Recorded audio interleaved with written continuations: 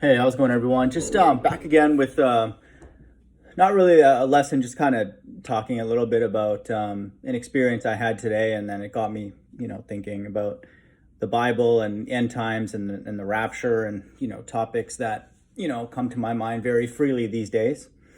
And so, I just want to reiterate the importance of the rapture and how it's necessary from a very, very practical perspective for the things in the Bible to manifest, because without, whether it's the rapture or some way that God is tangible and visible to us, however that is, and then the Bible makes it very, very clear that the rapture, come out of her my people, caught up in the clouds, all the different language. That's literally from the beginning to the end of the Bible. And I've done lessons on salvation, which is, the rapture experience. That's necessary because we're at a stage now where the Bible prophesies a beast system. You'd have to be completely out of your mind to not acknowledge that it's slightly evil, like even if you're just still loving your life, and that's, who are we to rain on people's parade? But you'd be out of your mind, at this point. Like you should be, put in like a mental institution if you don't recognize that some element of this leadership worldwide is evil. And so the Bible prophesies, an actual beast system worldwide, governing everything, monitoring. And then the mark of the beast, in Revelation 13 is, I wouldn't even say indirectly, it's directly implying that you're going to have a surveillance state. You're going to have a micromanagerial government worldwide, and then that's going to be their, objective, agenda is to microchip as many people, to allow them to continue to be a part of this beast system. And so very, very clear about that. And so that's prophecy, and we see that, not into its fullness yet, but it's very obviously here. And so we would now have to know that, the evil is increasing, and that's, if it ever doesn't increase, then it puts the Bible's, reliability in question. And so I'm only looking for more and more evil. It's kind of a strange thing to be looking out for, but it's very easy these days. But, if it ever changes or flattens out, then, that's, the Bible needs to be put on the shelf, or maybe not, taken seriously. But I don't think any of us, especially the truthers, will, predict that will ever happen. So, it's looking very, very good. But anyway, so you have a lot of evil. And then, that will be their last requirement, is to do this mark of the beast thing. And so they'll, do steps leading up to that. It looks like the masks is one thing. And then, could be whatever, in between then. And so it's hard to even predict now. They can just make up a new virus tomorrow that, is protected when you wear, yellow socks, and so you just have to wear yellow socks. And then that will be caring for other people, like that's just, I just made that up, but who knows, we really don't know at this point, cause it's so stupid. But, so, we see the conditioning, towards that. And so we're in an evil system. And so how are we know how much evil to accept? We've accepted it already through the ball earth indoctrination. And so we've accepted it through whatever foods that we're eating, which no one can grow pure foods anymore. Some people are literally not allowed, outlawed to grow their own food. So we've accepted that, we've, accepted, at least whenever you kind of are forced to, like wearing a mask and stuff like that. And so one example, for example, like I went down to my leasing office today because like I had this debate with Conspiracy Cats today. And so I could hear some like, floor, wood floor repair, like on the 9th floor. And so I was like, oh man, I don't want to have that in the background. And so I went downstairs and then asked them to, if I could use our conference area downstairs, which is all taped up because of, social distancing. And I'm like, can I just use that today? Cause like, I can't, hear, what's going on. Can't have this happen, on while I'm in a debate. And then they're like, no, but you can go upstairs, in the, the common area upstairs. So that's a bit risky because it's very open, people can come in. So I went there and then was, getting set up for the debate. And then the concierge guy comes and says, "Oh no, you have to go. Actually, they're going to come and spray this area." I'm like, like it was unreal, dude. I couldn't even say a word. And he's a nice guy. It's not his, fault. But I was like, okay. So I essentially have to go back into my room and like potentially deal with like, drilling sounds in the background. And so, um, so this whole thing is insane. And then that was one thing. And then thankfully there wasn't that much noise in the background. And then I go look at my rent payment for this month, because I'm going on month to month now, just because I don't know what's going to happen really in the future, and I don't want to sign a 1-year lease. And so we agreed to the monthly, rent amount, and then there was a charge on there for $295 extra, and it was like a month to month fee. And I'm like, where did this come from? We agreed to the number, like it's all on my lease, and we did this through email. And then I call the guy. And he's like, yeah, you probably talked to somebody who thought that it was going to be waived, but it's not waived now. And COVID, like Corona, like stuff is opening up again. I'm like, just rambling, like obviously lying, making up a story. They tried to slip the charge in, back door. And I'm like, you can keep this, but then, I'm going to move out. And so like, you can do whatever you want. I was actually tempted to try and get them to charge me more, so I can just really be emptied out quicker. But I decided to go the more conservative route financially, and I said, yeah, I mean, you can do that. It's more just knowing now that the landlord is like against us. Like it's very, very obvious. You can just look at my building from the outside that there's just so many empty apartments. There's just people moving out all the time. I'm assuming they're moving back to with their parents, or consolidating, or finding a cheaper place, because this is like a pretty decent apartment in downtown Houston. And so who knows, hopefully not homeless for some people, but you can tell they're struggling, to keep their tenants and stuff. So, and then this person like had the gall to ask me, well, how long do you plan to go month to month? So they've now almost successfully ripped me off of $295, which could probably, like in a very loose sense, could be a form of like, credit card fraud, because they charge my card without me authorizing that payment. And it's not on my lease anywhere that they can make a surprise fee, just for fun. I asked them like, where in the lease are you, instituting this kind of fee? And he's like, he couldn't answer. So they just made it up. And so these are the same people that, I had to kind of go everywhere around my own place just to like have peace and quiet. And then they had the gall when I went downstairs to ask about this. She's like, oh, you need a mask. just I just poked my head into the leasing office. And she's like, oh, no, it's okay. I'll put a mask on and come out. So she puts a mask on, comes out, walks right beside me, and I'm not wearing a mask. And then, we start talking about, where I'm supposed to like try and find a quiet place. And so the reason I bring this story up is this is on a very micro level. This is happening, but it's, again, we all know this. This whole system is evil, and they're telling us to do things, like wear a mask, do this, do that, jump, 3 feet off the ground, 6 feet off the ground, do 6 push-ups, 6 cartwheels every day, 666. And so, we don't know how much to, give into this, we don't know. Like, even that $295 charge, I was like tempted not even fight back. I'm like, whatever, you just charge me as much as you want. Like, I don't care at this point. And so this is, to bring it back to the point of the rapture, is that's the purpose for the rapture, is that God decides. That's what the Bible says, that Christ himself is not deciding that, his own return.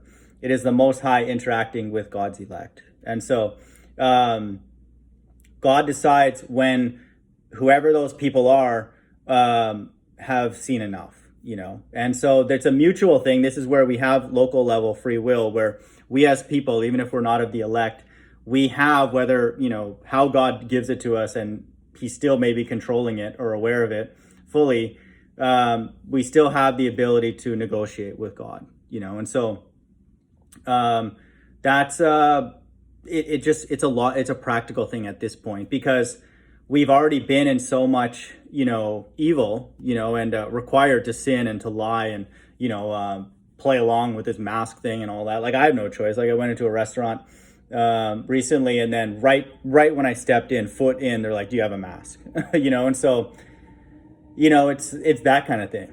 So, I can order food and then, but now my apartment is making it so soon. I don't think they've mandated it yet, but that you need to have a mask just to walk around outside your apartment. And so that's, I'm sure, not far away, and stuff. So, it's pretty much going to be required. And so, just to be even like in your home. And so then they could be like, oh, you're not, complying with your lease. And then they could find a way to like, get rid of you and stuff like that. And so I could easily see that conversation going that way.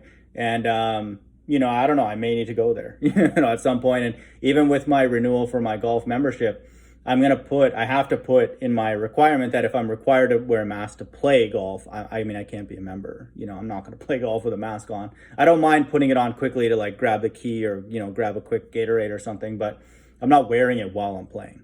That's the tolerance level that I've set. And so assuming that this thing keeps kind of intensifying, and then it looks like they're talking about a vaccine, trying to get people excited about it. That's literally what they're doing in the news. Like, oh no, it's coming. Oh no, there might be a delay. And then so they use all this sort of social engineering to try and get people to like really like want it, quicker. Like, oh no, man, I just saw a latest thing. They might not be ready till the end of next year. And like, they want people like looking forward to it, like wanting it to come out quicker and faster. And, that's what God does, through his left-hand side. And so it doesn't look like it's going away. And so that's the purpose of the rapture, and I want people to understand that. And that it has to be in this time, because there's a lot of people who are not even religious, who could not even tell you one verse in the Bible, and they're still very much likely part of God's right-hand side, that they're not going to put up with this. They're not. I went to a chiropractor a couple of years ago, and I noticed recently on his page that he explicitly wrote he's not taking a vaccine. He just thinks this whole thing is stupid, and like all that. And he literally like wrote like a big, thing. And he has like, lots of followers and like, all that kind of stuff. And, definitely not a flat earther, hardcore truther. And so there's a lot of people, who are just not buying any of this kind of stuff. And so, I just want people to understand that that's why I pretty much believe this year, definitely next year, that this rapture has to occur,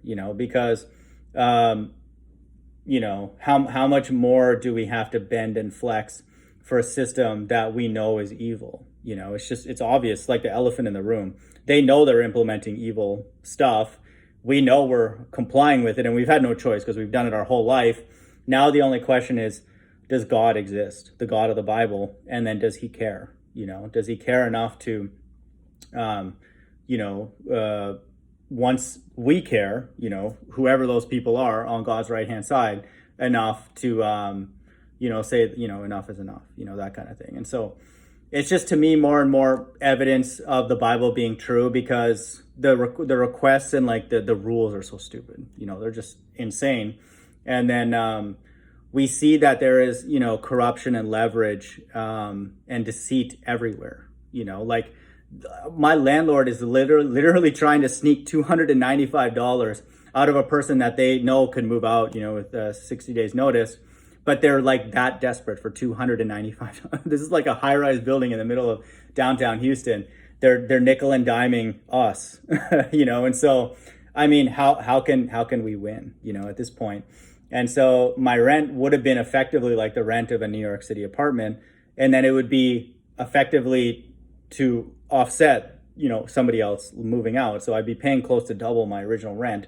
And so they're going to keep it going. Like, they're going to not just, suck it up and, take losses. They're going to redistribute those costs to other people, us. And then, many of us are like unemployed. And then even those people who are probably trying to be productive and stuff, there's like drilling going on, on different parts of our apartment and stuff. So it's just like a complete clown show. Like, it's just completely insane.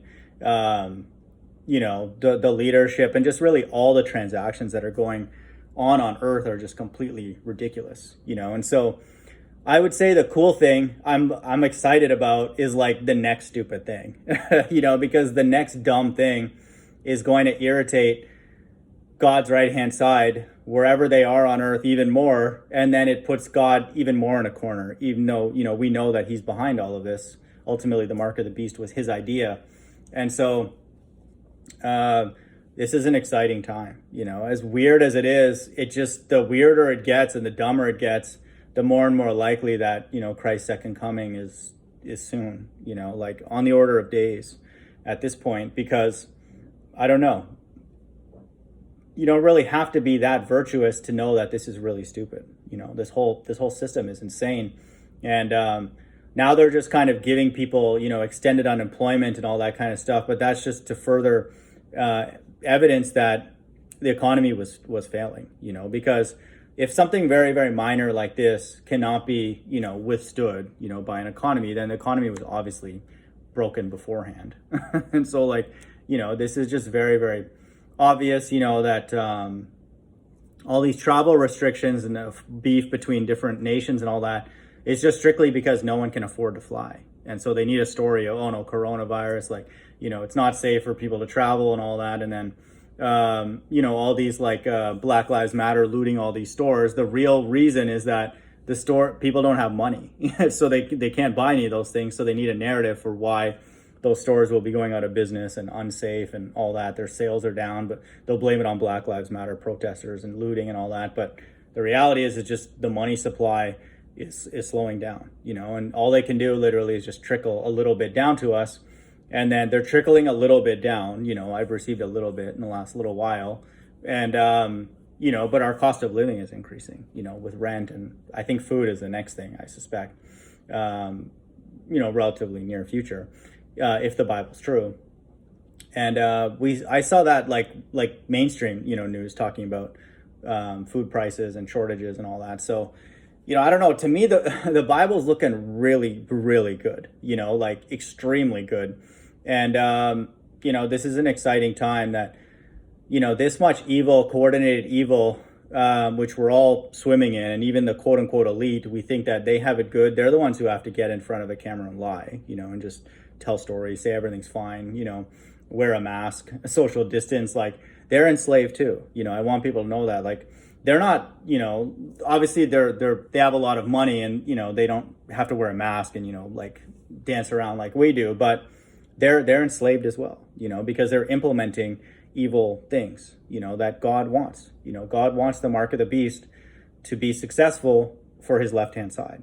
And so he's just chugging along, and so the cool thing for all of us who are waiting for Christ's return is that it has to be soon, because there's again, people who are not religious, even people who are not even expecting anything from God or God to return, just out of their very principles, know that this whole thing is just stupid. They don't want to take a needle, and they feel fine, they feel healthy. They don't care about, the government narrative and stuff like that, wearing a mask and whatever else, that they're going to come up with and all that. So that's the interesting times that we live in, and so I would say, couple that also with the fact that Christ said that he would return during a relatively calm time. And so to me, those days are numbered, like there's not many left, where we have this very, very fine balance between evil progressing steadily at a nice clip, but, there still being a relative calm, where people still think like this thing is going to keep going, and just persevere.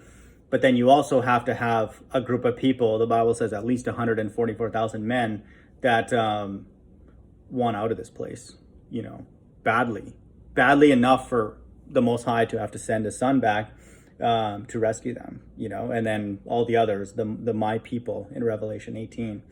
And so, I don't know, to me, again, all this could just be a big coinky dink, but I think it's looking very, very unlikely that is the case. The world is unlivable for righteous and non-righteous people, at this point. And then the moral thing aside, which is a major, major issue, because if God claims to hate sin, how could he want the entire world sinning simultaneously? That doesn't make sense. That's the part where the end of 2023 to me is outlandish, outlandish. That if Christ were to not return, the Bible to me is absolutely not true. That's ridiculous. And so that's, again, why I have more and more comfort in the statements that I made, recently, that we're not talking on the order of end of 2023, for Christ to reveal himself like he said that he would in everywhere in the Bible, but in particular the book of Revelation, where all eyes will see him, even those who pierced him, and so, I think that's an exciting time. I think that, this is a way for us to really know that, you know, we're on God's right hand side, candidates for God's right hand side, when, you know, we sense that, you know, giving up for us is a way to communicate to God, you know, certain things, you know, about our tolerance for being here, and then that we hate evil to some small degree. You know, he hates it more than we ever could, but he wants us to hate it, you know, for sure, you know, as much as we can and as much as he allows us. And so, you know, that's why I think that, you know, we're close, for sure. There's absolutely no way a God can claim to hate sin so much as the God of the Bible says he does from beginning to end, but then force sin to be put on every single person on earth. That's just insane. You know, like, you literally cannot avoid it. Our very, you know, job system, you have to lie just to get a job, to maintain it. You got to pretend like you know, care about the system and talk about people like they're not actors. Essentially, you have to pretend to be a ball earther. And then, you know, fractional reserve banking and usury is outlawed in the Bible. You know, that's an unjust, unfair weight. And then charging interest and exorbitant interest is antichrist. And, you know, this healthcare system is completely evil.